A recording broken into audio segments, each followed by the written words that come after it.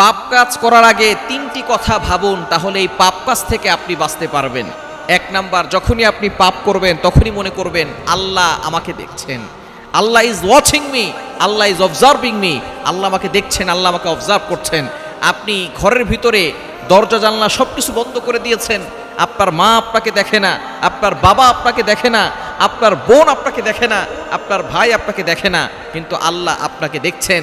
সুতরাং যখনই পাপ কাজ করতে মনে চাইবে তখনই মনে করবেন Allah is watching me, Allah is observing me. Allah আমাকে দেখছেন, আল্লাহ আমাকে অবজার্ভ করছেন।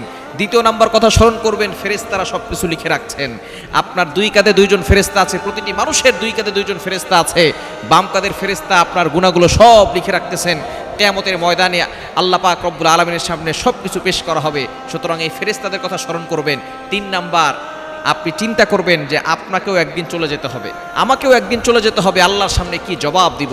এই তিনটি কথা যদি আপনি মনে রাখতে পারেন, স্মরণ করতে পারেন, তাহলে আপনি গুনাহ থেকে বাঁচতে পারবেন।